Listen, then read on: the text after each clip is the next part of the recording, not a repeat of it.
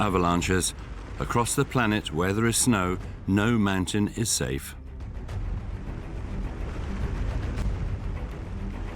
Quand on regarde des images d'avalanche, quand on voit comme ça peut avancer, on conçoit que ça peut effectivement facilement écraser des bâtiments, détruire des murs, exploser des maisons. Although nothing can withstand these monstrous movements of snow and their paths of destruction, thanks to science, we now understand more about how they work and the power they have. Une avalanche, pas forcément très importante, peut exercer des pressions de 10 fois la pression équivalente à un cyclone. Depending on the type of snow they're composed of, the weather and the slope, avalanches can form an enormous cloud of powder that reaches an incredible speed of over 300 kilometers an hour, the speed of a high-speed train. When it is humid, they are slower, but they still exert a force that nothing can withstand. C'est comme si sur une table qui fait 1 mètre par 1 mètre, vous mettiez 20 éléphants les uns sur les autres. Faced with these natural disasters, researchers and rescue workers are putting measures in place to predict and limit the impact of avalanches. Scientists have made incredible and surprising discoveries. Forests don't slow down avalanches, rather they make them more destructive. Also, temperature differences of 20 degrees have been measured within 1 mound of snow. These anomalies make the layers of snow particularly unstable and maximize the risk of an avalanche. We're going to show you the amazing mechanisms that science has discovered within these mysterious forces of nature. We're going to follow the story of Savior Delaroo. In 2008, the professional snowboarder and several-time world champion narrowly escaped an avalanche that nobody could have predicted. J'ai fait plus de 2 km dans l'avalanche, donc c'est un truc de fou, quoi. C'est le genre d'avalanche dont on ne survit pas. In Italy, we will see that an avalanche can exert an unimaginable force. In January 2017, one of these catastrophes moved a hotel dozens of meters and buried everything that remained. Allora c'è un lavoro di scavo in superficie della neve, questa coltre di neve è molto alta, raggiunge anche i 5 metri di altezza. Eventually, we will see that humans sometimes initiate avalanches for self-protection, a high-risk activity that almost cost a professional his life. At the end of the 1980s in France, a man was saved by the snow that should have killed him. Sortir indemne d'une avalanche ayant été enseveli à plusieurs reprises relève du miracle. Scientists already know that it's impossible to prevent all avalanches, but might it one day be possible to predict them? Might we soon be able to protect people from their destruction?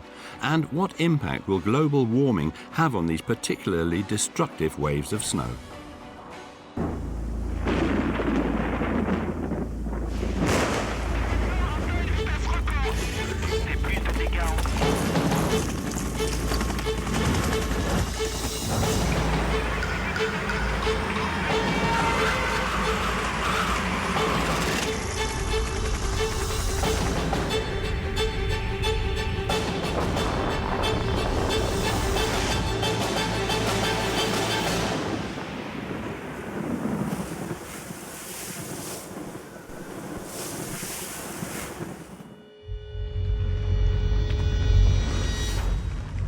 A muffled sound from the mountain, the ground begins to shake. Suddenly, millions of tons of snow are hurtling down the slope. Sometimes it's in a compact wall, and sometimes in a cloud of white smoke. But don't be fooled. Even a few centimeters of snow is enough to carry you. J'ai des cas d'accidents en alpinisme, en couloir, où la plaque qui part, c'est 3-4 mètres de large, quoi, sur quelques centimètres d'épaisseur, mais ça suffit pour faucher l'alpiniste et puis qu'il se retrouve en bas du couloir. Where there are mountains, there are avalanches. And although we hear a lot about avalanches in the Alps, they happen all over the world. There are roughly 500 a year, and it's the countries whose mountains are part of the Himalayas that pay the highest price. From Nepal to India to Afghanistan. The statistics from the last century are merciless. This is the country with the highest number of avalanche victims. Here they are responsible for 828 deaths, some as the result of huge catastrophes. The altitude is of course one cause, but that's not the only reason. Many people live scattered in places that are very difficult to access, and the prevention and rescue infrastructure is limited.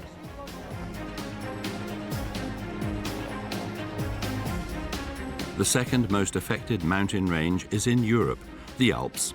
On the 23rd of February 1999, a ski resort in Austria fell victim to an avalanche so enormous that it was nicknamed the Alpine Tsunami. 170,000 tons of snow covered the resort, carrying 40 people.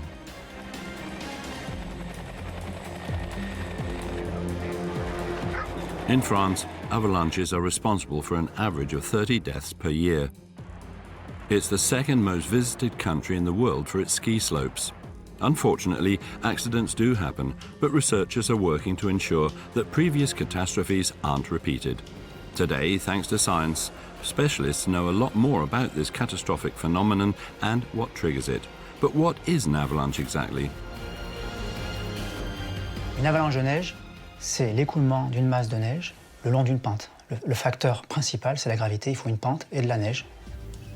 The main ingredient, of course, is the snow that forms in the clouds when they reach a certain altitude and state of solidity. A phenomenon well known to scientists that unfolds in stages. Firstly, there are the clouds. Clouds consist of water vapor, that is, water in the form of a gas. Yet, contrary to what we might believe, water molecules are lighter than air, so when they form clouds, those clouds rise in the sky. And the higher they rise, the colder they get. So the water vapor that forms the clouds undergoes a transformation thanks to a physical phenomenon, condensation. La condensation, c'est le passage de la matière de l'état gazeux à un état que l'on appelle condensé, c'est-à-dire soit liquide, soit solide.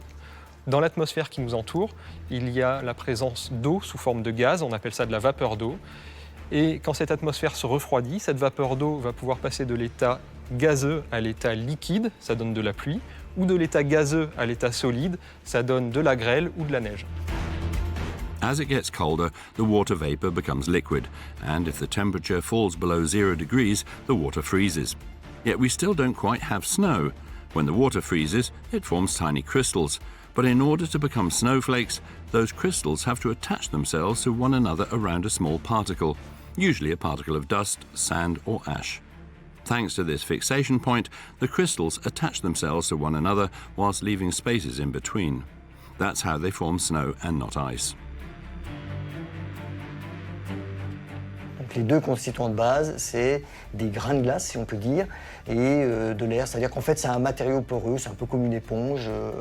L'éponge, c'est de l'éponge et de l'air, et là, c'est pour la neige, c'est de la glace et de l'air. The snowflakes are born. As soon as they're heavy enough, they will fall from the clouds. And it's when they cover the mountain peaks by the billion that these innocent little flakes become a death trap.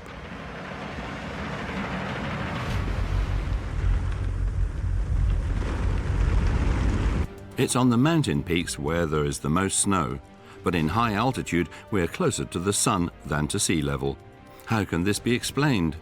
The answer is surprising. It's not the sun that warms the air, or at least not directly. Les rayons du soleil ne réchauffent pas l'air, mais réchauffent le sol, et c'est après le sol qui réchauffe l'air. The sun's rays have to bounce off the ground to heat the atmosphere. So the further from the ground you are, the colder it gets. This explains the average temperature at the Everest summit. It's minus 42 degrees centigrade at 8,848 meters. That's why there's a lot of snow on the mountains. There's also another characteristic of mountains that makes them a breeding ground for avalanches: steep slopes. À partir donc de 30 degrés, 28-30 degrés, là, il faut être particulièrement vigilant. According to research, the majority of avalanches are triggered on slopes between 30 and 45 degrees. And it's this kind of terrain that's particularly attractive to free riders, who prefer slopes that are off the beaten track. Le gros en fait de l'accidentologie concerne les skieurs de randonnée, donc la randonnée à ski, et les skieurs hors piste, alors skieurs ou snowboarder. C'est plus de 80% des accidents d'avalanche.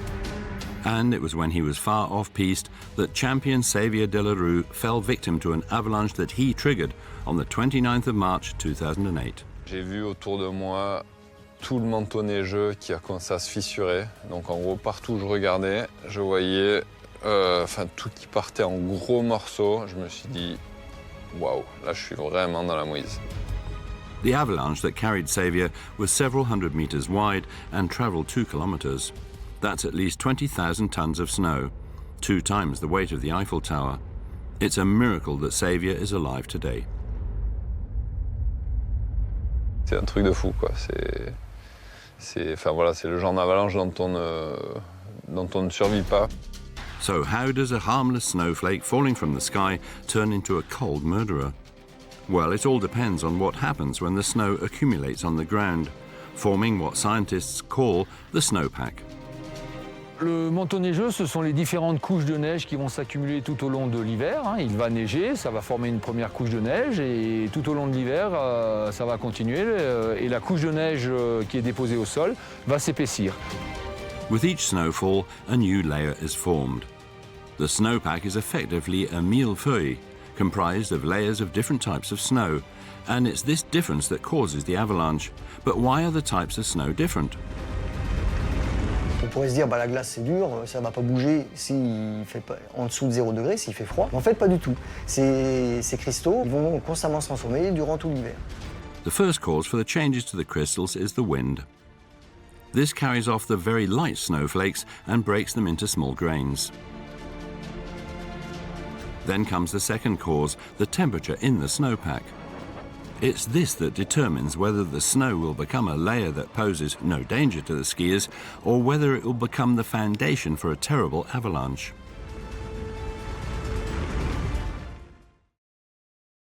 Option 1, the temperature is sub-zero throughout the snowpack. The broken snowflakes are in the form of small grains and have lots of surfaces, allowing them to attach themselves to one another. On va vers ce qu'on appelle des grains fins, des tout petits grains qui sont soudés les uns aux autres. C'est de la neige sèche, il n'y a pas d'eau liquide et il y a un petit pont de glace qui se forme entre les deux grains. Et donc on a un manteau neigeux avec une structure plutôt solide. The grains that have been rounded by the breaking force knit themselves together until a tight layer is formed. The risk of an avalanche has been reduced. Option 2. The temperature between the bottom and the top of the snowpack is very different, because contrary to what we might think, it's warmer underneath the snow than above it. La neige, on le sait également, est un matériau isolant. Quand on se perd en montagne, qu'est-ce qu'il faut faire? On fait un igloo pour se protéger et pour pouvoir se réchauffer. Et bien là, il va se passer la même chose. The insulating quality of the snow and also the heat coming from the center of the earth keeps the lowest layers of snow warm. On the other hand, the snow at the surface can get to minus 20 degrees during the night or if there's wind, because there is nothing protecting it from the cold. La neige qui est à la surface, en fait, elle rayonne énormément. Elle perd beaucoup d'énergie. C'est comme si vous sortiez sans vêtements ou en t-shirt en plein hiver. Vous sentez que vous perdez toutes vos calories. Et là, c'est pareil, la neige qui est en surface, elle perd toutes ses calories. 0 to 1 degrees at the bottom, minus 20 degrees at the surface. This wide range in temperature is what causes a change in the water molecules that make up the snow. It's what the physicists call sublimation. Alors le processus de sublimation, c'est simplement l'évaporation des molécules d'H2O, d'eau, mais qui sont sous forme de glace. C'est-à-dire c'est la glace qui s'évapore et qui devient vapeur d'eau. Because of the heat of the Earth, the water molecules in the deepest snow move from a solid state to a gaseous state, water vapor, without going through the liquid phase. This vapor rises, and because the snow on top is a lot colder, the vapor refreezes, condenses, and settles on the grains of snow that are already there. Le grain au-dessus va grossir sous forme pyramidale, et deux grains de ce type-là ne sont jamais solidarisés entre eux. Il n'y a pas de petits ponts de glace, et donc ça fait comme des petites billes, et c'est un manteau neigeux très instable. When there is a difference in temperature, the grains at the top of the layer get bigger. There are therefore fewer of them, and the fewer there are, the fewer points of contact are available. Scientists refer to the biggest ones as depth hoar crystals, and they are particularly dangerous. Si on prend une couche de neige de gobelet, on essaye d'en faire une boule de neige, ça ne marche pas. Et donc du coup, quand il neige par-dessus, comme ils ne se tiennent déjà pas entre eux, ils n'arrivent pas non plus à tenir la neige qui va les surcharger. Et donc c'est eux qui font le rôle de couche fragile, le rôle de roulement à billes, si on veut. The required conditions for an avalanche have been fulfilled. The snow layer has become very fragile. All it takes is a new layer to settle on top and the trap is ready to close. And that's exactly what happened to Savior Delaroo. It was in the Alps that the snowboarder nearly lost his life at the beginning of 2008. It happened more precisely in Switzerland, around 50 kilometers to the northeast of Mont Blanc, on the north face of a summit called Châtelet. On avait fait une première journée où tout s'était quand même super bien passé. On a eu des conditions stables, on n'avait rien qui avait bougé. C'était plutôt idéal. In the early afternoon, the weather was lovely. The sun was beaming over the summit of the snowy peak. Savior got ready to ride off-piste, far from the beaten track. It's normal for him, it's his job. A whole team rallied around him for the event. L'hélicoptère est là, il est équipé, il a tout ce qu'il faut. Dans le contexte, il y a tout ce qu'il faut si jamais il y a un accident. Mais bon, ça n'empêchera pas l'avalanche de partir. Exhilarated as he was by the good conditions, Savior was about to make a monumental error. J'ai vu cette pente sur le côté qui avait une belle lumière qui me paraissait bien. Et je me suis dit, allez, il faut qu'on aille faire cette dernière vite fait. Elle est facile, donc pas besoin de prendre notre procédure pour l'analyser, etc. On y va. Yet to specialists, the way the snow was resting on the peak suggested that there had been a lot of wind. And wind is one of the avalanche's best friends. Le transport de vent, c'est quelque chose d'extraordinaire qui, en quelques heures, peut vous changer complètement la physionomie d'un terrain. The top layer of snow transformed into a layer that had no cohesion, a real rolling carpet made up of millions of tiny beads. If a new, denser layer was to form on top, an avalanche could be triggered at any moment. And usually, it's the wind that is responsible for forming this new layer. C'est-à-dire que le vent a une capacité, à partir d'une certaine vitesse, en fonction du type de neige, du type de grain de neige, à transporter une grosse quantité de neige et la redistribuer, la porter sur une zone particulière. Le vent peut très bien doubler, tripler la quantité de neige sur une zone de départ particulière par rapport à la chute de neige initiale. Wind can easily cause a huge quantity of snow to build up, but that's not all. It also changes the snowflakes, breaking them into small grains. The stronger the wind, the smaller the grains become. As scientists have determined, the smaller the grains, the more they will knit together. The new layer will therefore have stronger cohesion and form a slab. If the cohesion is very strong, you have what scientists call a wind slab. In an avalanche, these are easily identifiable because they move in blocks. With a medium cohesion level, it is a soft slab. These are perhaps the most dangerous for skiers because they are unidentifiable until they move. Le problème des plaques friables, c'est qu'on ne peut pas les détecter. Parce que les plaques friables, ça a l'apparence de poudreuse, mais ça se comporte comme une plaque parce qu'il y a quand même de la cohésion suffisante pour que s'il y a un effondrement de la couche phréatique qui est en dessous et qu'elle s'est propagée, eh ben, il y ait une masse de neige suffisamment étendue horizontalement pour que ça soit non pas ponctuellement quelques mètres carrés qui partent en avalanche, mais plusieurs dizaines, voire plusieurs centaines de mètres carrés. This is exactly what happened to the snowboarder.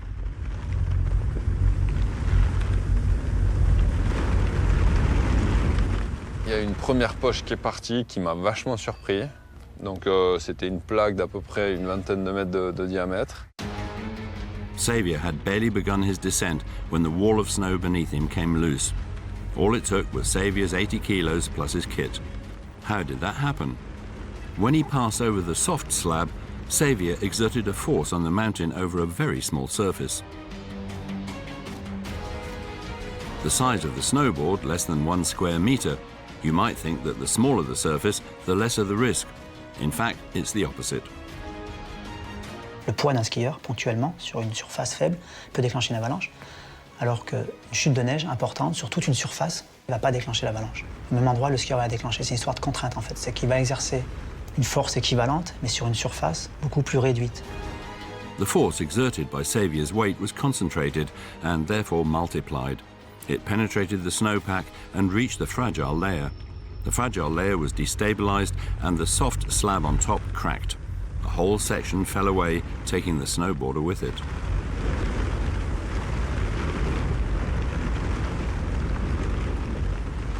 Soudainement, la plaque, elle n'a plus son accroche dessous elle.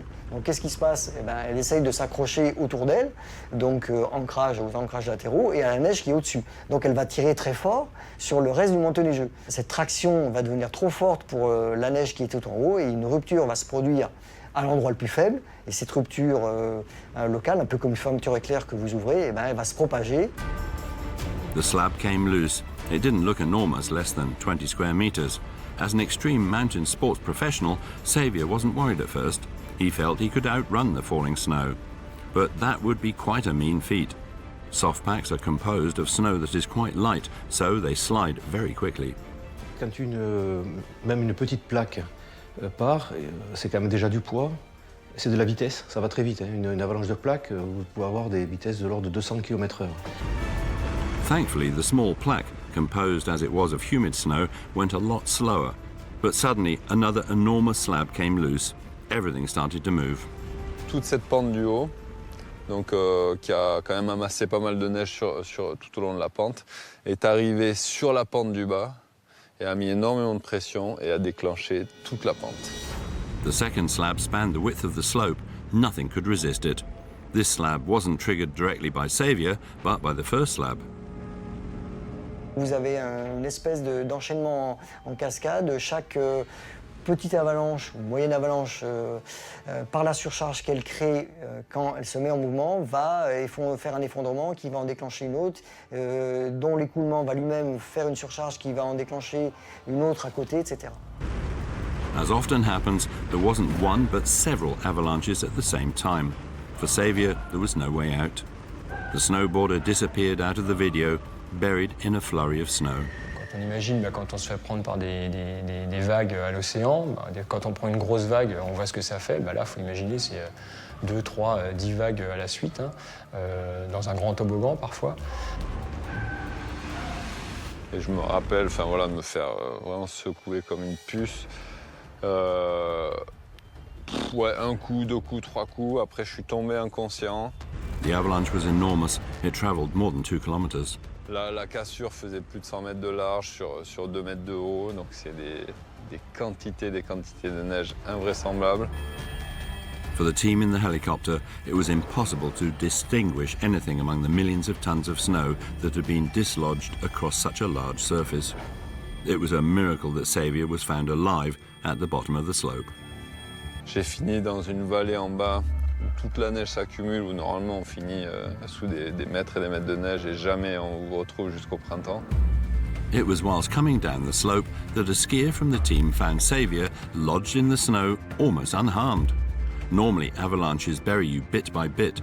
This is nearly always the case for skiers, and the risk is even greater for snowboarders. Le pire, c'est de se retrouver en snowboard dans une avalanche. Du moment où la neige, vous êtes chopé par la neige va appuyer sur le snow et ça fait ancre. Comme on dit, ça fait ancre, ça a tendance à vous tirer vers le fond. During an avalanche, the snow puts pressure on all possible surfaces, and the surface of a snowboard is much larger than that of a pair of skis. Specialists reckon that the pressure exerted can be up to 3 tons, as if a full minivan were to push down on the board. So why was Savior not pulled down into the snow? Thanks to a special rucksack, an airbag rucksack. Lorsqu'on est pris dans une avalanche, c'est un sac à dos dans lequel on a une réserve d'air avec des coussins qui, lorsqu'on actionne cette réserve d'air, ce sont des coussins qui se gonflent et qui vous permettent d'être maintenus en surface. Being full of air, the airbag rucksack stops the victim from sinking down into the snow.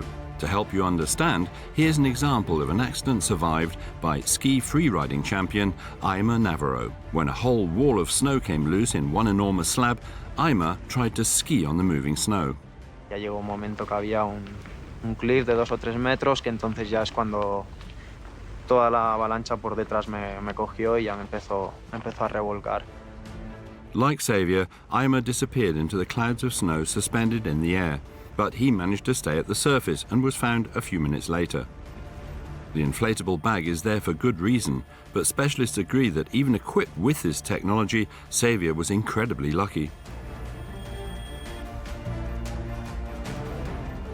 Sortir indemne d'une avalanche, avoir été emporté sur un long trajet, ayant été enseveli à plusieurs reprises, relève du miracle.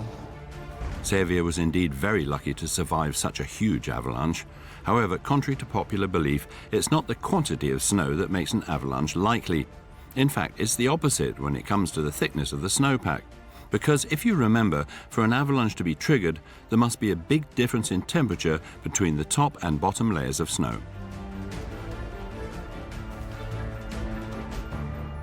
Si vous avez 10 degrés de différence de température entre la surface et la base avec un manteau neigeux de 2 mètres, bon, ça ne fait pas une grosse variation quand vous descendez. Par contre, si c'est 10 degrés de différence, vous les avez sur 50 cm, vous réalisez que ça fait une grosse différence. La température varie fortement dès que vous descendez un petit peu dans le manteau neigeux. This big difference accentuates the instability of the snowpack. But for an avalanche to start, it needs to be triggered. And it's nearly always a human that does this. Nous avons des avalanches de plaques, et là c'est 90% donc qui est fait par un déclenchement qui est fait par l'homme.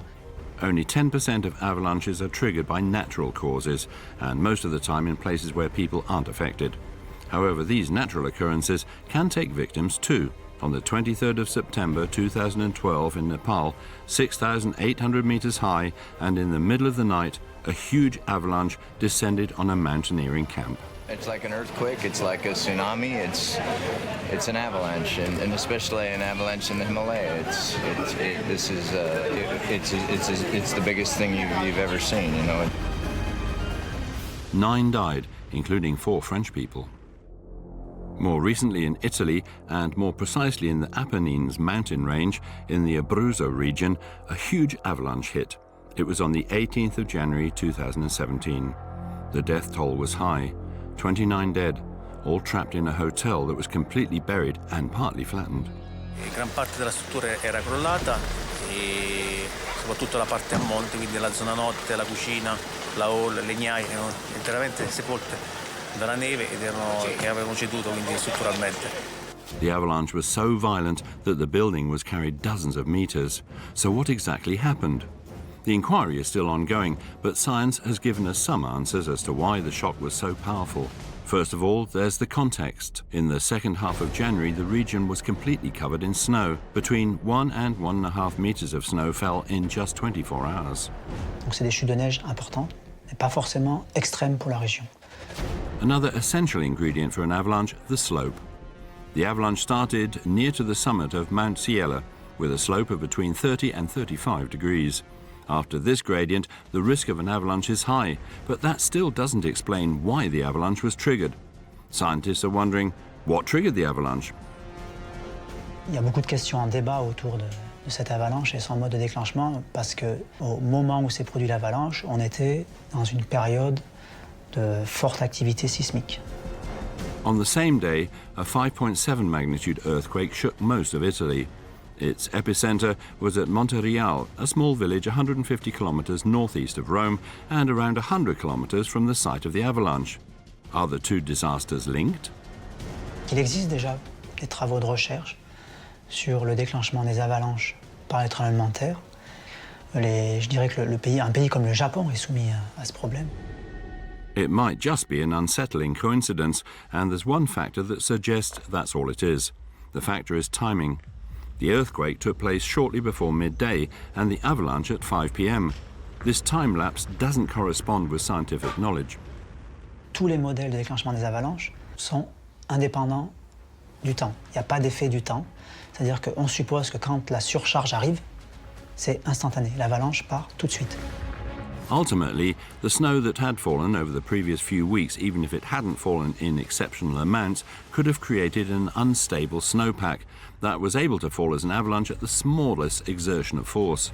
Finally, what kind of surface did the snow accumulate on? Rocky slopes, or ones covered in forestry or grass?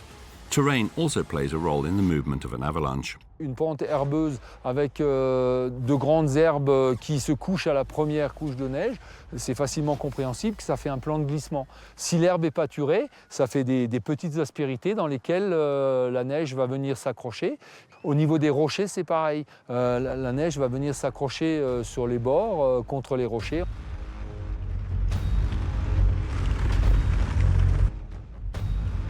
So there you have the different theories as to the causes of the Italian avalanche of January 2017.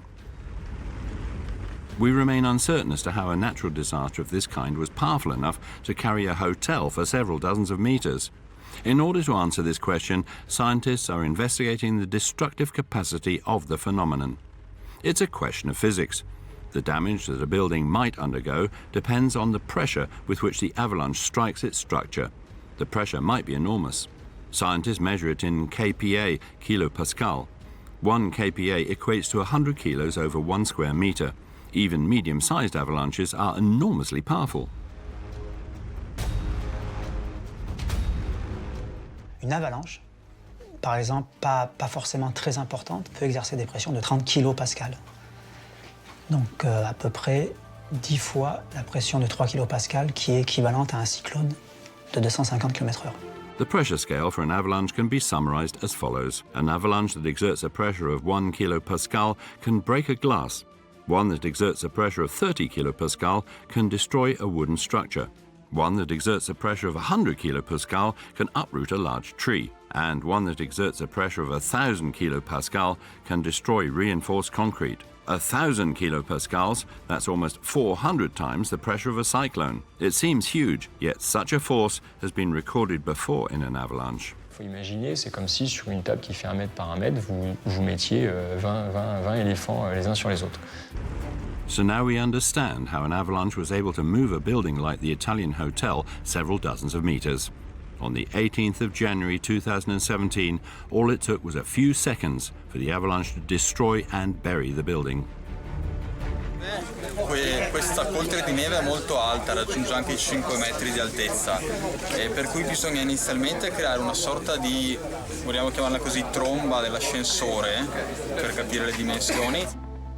The pressure exerted on the Italian hotel was what scientists refer to as impact pressure, and it depends on two things: the speed at which the snow is traveling and its volumetric mass, i.e. its density. La masse volumique de la neige, c'est son poids. Sur 1 mètre cube de neige, on va peser la neige et on va donc connaître sa masse volumique. The density of snow is very different depending on whether it's wet or dry. It can vary between 100 and 600 kilograms per cubic meter. For a given level of damage, the faster the snow is traveling, the less it weighs, and it's on this point that scientists distinguish between different types of avalanche, elaborating on their hypotheses. The first type is an aerosol avalanche, which happens when dry snowflakes are suspended in the air. C'est comme un grand nuage qui se propagerait le long de la pente, qui va grossir en se propageant s'il y a suffisamment de neige. Particles of snow flying through the air might seem like nothing, but in fact it can be extremely dangerous. Ça a une grande puissance de destruction, l'effet de souffle de l'aérosol, qui peut être capable d'emporter des arbres, comme c'était le cas par exemple en Maroc en février 1999. The Italian hotel was perhaps destroyed by a phenomenon similar to that which destroyed the Montreux hamlet in France on the night of the 9th of February 1999. That time, an enormous snow cloud destroyed 14 chalets, killing 12 people. How can aerosol snow be responsible for such a high death toll? Essentially, it was because of its speed. Traveling at more than 300 kilometers an hour, it was explosive. L'avalanche pousse devant elle la masse d'air, puisqu'elle descend très très vite. Et donc c'est cette masse d'air qui est poussée à vive allure qui est très destructrice. Et là, c'est en l'occurrence beaucoup moins la neige qui est destructrice, c'est plutôt l'onde de choc créée par la masse de neige qui s'est mise en mouvement. In the case of aerosols, the snow is very dry and weighs practically nothing. It's the displacement of air, the shock wave, that does the damage. Or rather, the almost instantaneous stop it comes to when it collides with a building. Une caractéristique de l'avalanche aérosol, c'est qu'elle va très vite. Donc quand elle va impacter un ouvrage, on va demander à l'avalanche tout d'un coup de passer de 300 km/h à 0 à l'impact avec l'ouvrage. So that's the first hypothesis surrounding the nature of the avalanche that struck the Italian hotel. The second hypothesis is an avalanche of dense snow. This is what we saw with the examples involving the free-riding champions. In this type of avalanche, the snowpack slides the length of the rock face in the form of slabs of differing size. The flow of humid snow is destructive because of its weight. Furthermore, it continues to exert a pressure force until the end of the avalanche, with the snow accumulating on top of the building. The final hypothesis is the most destructive of the three. It combines the aerosol and heavy snow hypotheses and the destructive powers of each. Et donc là, on serait quelque chose en termes de dégâts qui serait intermédiaire entre l'avalanche de poudreuse qui déplace des bâtiments, qui les arrache par l'effet de souffle, et les avalanches de neige humide qui sont encore plus denses, qui sont beaucoup plus denses, plus lentes, mais qui sont capables également de déplacer, détruire des bâtiments, parce que bien que la vitesse soit modérée, elles ont une telle masse, une telle densité qu'elles travaillent comme un bulldozer, elles poussent tout ce qui est devant eux. These are the different hypotheses to explain the violence of the avalanche that carried the Italian hotel. And that's not all. The avalanche, already pretty powerful, can gain in destructive power thanks to the materials it pulls with it on its way. Une avalanche, donc selon sa force, clairement, elle peut effectivement couper les arbres, les arracher, elle peut emmener effectivement des rochers s'il y en a, ça c'est une possibilité. Mais en plus des arbres qui arrivent dans l'avalanche, c'est quelque chose qui va éventrer facilement un bâtiment. Contrary to popular belief, forests don't hinder avalanches. Instead, as was the case for the Italian avalanche, it makes them more destructive. Speed, mass and transporting everything in their paths, the snow streams seem impossible to stop. On the slopes of Monsila, in the Abruzzo region of Italy, it was after a 700-metre journey that the avalanche hit the hotel. According to initial studies, the hotel structure was hit by 50,000 tons of snow and trees, travelling at a speed of 100 kilometres an hour. Under the force of the impact, part of the hotel collapsed, and the rest was moved several dozens of metres. When the avalanche ended, the whole building was buried under 5 metres of compacted snow. Quando è arrivata la valanga noi ci siamo ritrovati col soffitto a 50 cm dalla testa e intorno, dietro, ma sotto un vetro ci stava il ghiaccio, eppure diciamo in un buco però un po' più avanti, cioè mi dovevo sforzare a prenderlo, mi dovevo allungare proprio la mano. Of the 40 people present, 2 were outside at the moment disaster struck, and they managed to call the emergency services. But the weather conditions and the enormous quantity of snow prevented the rescue vehicles from arriving immediately. It was only the following day that 200 rescue workers arrived on site. Work commenced, but the conditions made it very difficult. Inside, the survivors had been trapped in the cold and dark for almost 24 hours. Luckily, the fact that they were in a building increased their chance of survival. Noi diciamo in valanga lavoriamo spesso e tempi così lunghi di sopravvivenza non li abbiamo trovati quasi mai, però le condizioni sono completamente diverse dalla classica valanga. Ci sono sacche d'aria sotto, per cui diciamo la coltre di neve è altissima, però ha lasciato dei piccoli spazi vitali per le persone. Lack of oxygen is responsible for 80% of deaths in an avalanche. It's what scientists call hypoxia. Buried in the snow, it's almost impossible to breathe unless there is a pocket of air. And this quickly becomes life-threatening. En absence de poche, l'hypoxie arrive de façon très rapide. Les lésions cérébrales s'installent très rapidement en absence d'oxygène. C'est une question de minutes. En 30-40 minutes, on aboutit à l'arrêt cardiaque. In the hotel, there were a number of corners not packed full of snow, and this allowed the few avalanche survivors to breathe. In the end, the death toll was high. Of the 40 people present, only 11 were saved. The building's ruins had prevented them from being flattened or developing hypoxia. Whether it's free riders far off-piste or holidaymakers in buildings, avalanches take no prisoners. Quand on regarde les images d'avalanche, quand on voit comme ça peut avancer, les masses qui en mouvement plus ou moins rapide, on conçoit que ça peut effectivement facilement écraser des bâtiments, détruire des murs, exploser des maisons. There are, however, certain areas in the mountains where avalanches are now very rare. Ski resorts. Ski resorts are home to only 10% of recorded avalanches. Ski areas benefit from prevention strategies put in place by scientists. These exist in 2 categories. The first is passive prevention. This involves attempting to stop the avalanches from being triggered.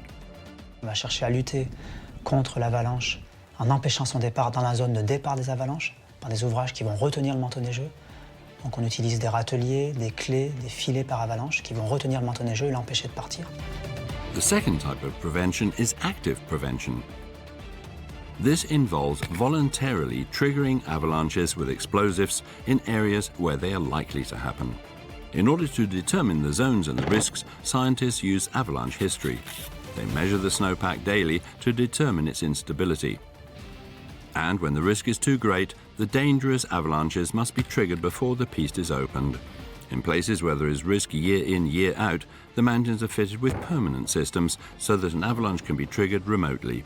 This is to limit the risk for the professionals responsible for triggering the avalanche. Quand on va déclencher, on se déplace forcément puisqu'on va faire des déclenchements dans un milieu qui est instable avec tous les risques liés aux avalanches parce qu'eux-mêmes peuvent partir dans une avalanche. Trouble is, not all zones are fitted with remote triggering systems. The ski rescuers therefore have to go and trigger the avalanche themselves. On va jeter de la dynamite, un produit explosif qui va exploser le plus possible en surface du manteau neigeux pour le fragiliser. C'est pas toujours facile, hein. It's not always easy, and it can be dangerous. Luke Nicolino knows a bit about it. Today's Director of Safety for the La Plana slopes was once caught in an avalanche. It was at the end of the 1980s, during his days as a tracker. He was working in a zone that he knew particularly well. Il n'a pas été skié toute la semaine d'avant. Et puis c'est pour moi parce que je suis passé à l'endroit où il y avait une zone fragile, où il y a peut-être eu un écart aussi de température avec les jours précédents. The slope in question is in La Plana, on the side of the Belcourt summit. The zone is almost flat and sits above a 20-meter rocky ledge looking over a piste. Il faisait beau et on avait programmé cette ouverture de ce secteur excentré, éventuellement le lendemain. Et puis comme tout s'est très très bien passé, que dans une grande décontraction, dans une grande euphorie, on a passé un coup de radio, on a appelé tout le monde, on a dit on se retrouve, on va y aller tout de suite. The conditions were so good that to save time, Jean-Louis and his team decided to operate without explosives. Ce jour-là, au lieu de tirer couloir par couloir avec des explosifs, on a déclenché à ski, découpé. En fait, quand on passe à ski au sommet du couloir, on découpe le manteau neigeux et ça provoque une avalanche. We saw this in the example with Savior Delaroo. When the snowpack is composed of several heterogeneous layers, the force exerted by a person passing over sets the fragile layer in motion. This layer, which is composed of millions of tiny bits, triggers movement of the top layer, which is a more cohesive slab. For the trackers, it is a delicate exercise. They are required to pass over the exact point at which the avalanche can be triggered without being caught up in it. It seems dangerous, but at the time the activity was common. Il restait 2 côtés à traiter. Et on se voit parce que c'est une espèce de cirque. On se voit, moi j'étais de l'autre côté, je surveillais. On se surveille tout le temps comme ça. Quand on fait ce genre de travail, on regarde ce qui arrive aux autres, ce qui arrive pas aux autres. Je m'arrête pour que mon collègue me rejoigne. Et tout d'un coup, je vois toute la pente se fendre au-dessus de moi, une centaine de mètres au-dessus de moi, sur toute la largeur. Et puis à un moment, il y a tout qui part. Incredible, the avalanche didn't begin where Luke was standing, but above him. How is that possible? Essentially, it's because of the slab above the fragile layer. If the cohesion is great enough, it cannot crack where the skier is, i.e. where the pressure is greatest. Instead, it transmits this pressure in a wave. C'est-à-dire que le surpoids, la surcharge qu'on va mettre à un endroit, cette plaque cohésive, peut se propager jusqu'à un point où on va trouver une zone beaucoup plus fragile que la zone qu'on a sous nos pieds. Scientists call these zones extra fragile, and if they occur meters above a person, it's almost impossible to avoid an avalanche, as Luke was to find out. And the worst thing of all, just below Luke were a number of rocky ledges. Luc a donc été entraîné très vite dans ces petites barres rocheuses, passé sur un couloir, on aurait dit un gymnaste qui fait du tumbling. C'était la tête, les pieds, la tête, les pieds, la tête, les pieds. In these sorts of circumstances, avalanche victims rarely emerge alive, and if they do, they normally have extremely serious injuries. Les victimes des avalanches sont emportées par leur coulée, sautent des barres rocheuses, parcourent des grandes distances, sont littéralement malaxées dans ces coulées de neige. Il y a des phénomènes de compression par des gros blocs de glace.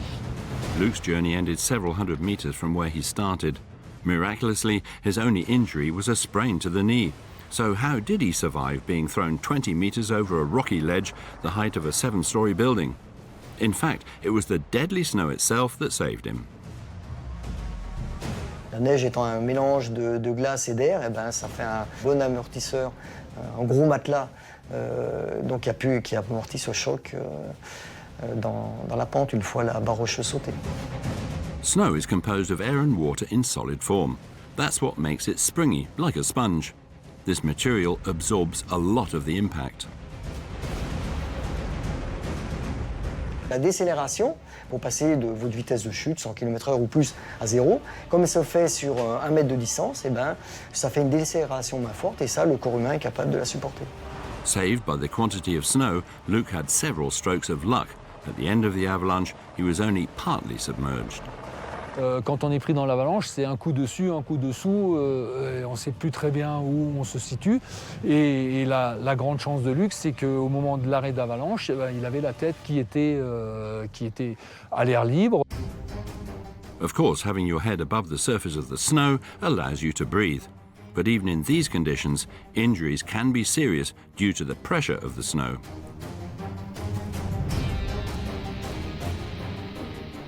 Quand la masse de neige s'arrête, en quelques dizaines de secondes, la neige prend vraiment comme un plâtre ou comme un gel instantané. Et là, vous êtes prisonnier, comme emmuré. Et impossible de bouger, même le petit doigt. As we have seen, an avalanche doesn't just stop instantly. When the victim comes to a halt, the snow following behind continues to push down, compressing the snowpack and making it very compact. Luckily for Luke, on that day the pressure of the snow wasn't too high, and his colleagues were able to get him out in a few moments. The prevention and safety organisation put in place in France has considerably reduced the risk of avalanche, particularly on ski resort pistes. The number of deaths by avalanche has stayed around 30 per year since the 1980s, even though there are many more skiers. The preventative and safety measures seem to be paying off. This is a success, but we mustn't forget the dangers still associated with mountains. Tant qu'il y aura de la pente, de la neige, il y aura des avalanches. Il y aura des avalanches, il faut en être conscient. Et lorsqu'on a oublié ça, eh bien, là, ça devient très dangereux. Avalanches.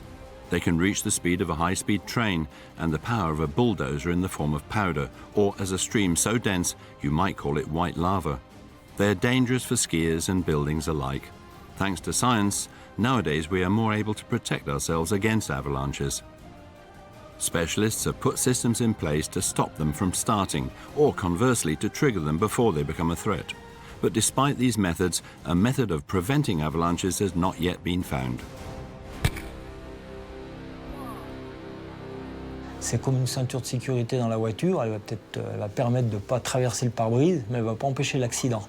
Donc tous ces appareils sont indispensables pour avoir une chance d'être ressortis vivants, ou en tout cas retrouver les gens sous l'avalanche, mais n'ont jamais empêché une avalanche de partir. So can we predict avalanches and know where and when they will threaten us? Today, specialists are able to hone in on high-risk zones. There are two aspects to their technique. Firstly, there's the systematic comparison of meteorological data with that of previous avalanches. If these data correspond to a similar zone, the risk is maximal. The other side to the technique involves studying snow and the form of the grains in the snowpack. Spotting the large, hard snow grains and depth hoar gives a good indication of the avalanche risk. But although studying the snowpack is very effective, it is impossible to study all snow-covered peaks that pose danger. Chaque situation est un cas particulier, je dirais. On n'a jamais deux chutes de neige identiques dans la saison, ni même sur 20 ans. Of course, nowadays, ski resorts are closely monitored, and they rarely fall victim to deadly avalanches. But in the mountains, zero risk doesn't exist. So what will be the situation tomorrow? Will global warming bring the end to avalanches? Le risque d'avalanche naturelle, globalement, devrait diminuer avec le réchauffement climatique. On le comprend bien, c'est simplement parce que l'enneigement va diminuer. Cette diminution, d'ailleurs, peut être assez importante, puisque dans les projections pour la fin du siècle, elle pourrait être réduite jusqu'à 80%. Snow melt are underway. Scientists have already confirmed it. By 2050, avalanches might be reserved for the world's highest peaks. But what is going to happen in the meantime? Since the 70s, studies have shown that aerosol avalanches, those composed of cold and dry snow, are less and less common, and therefore that the percentage of dense and humid avalanches is on the rise. We have seen that the cold causes condensation.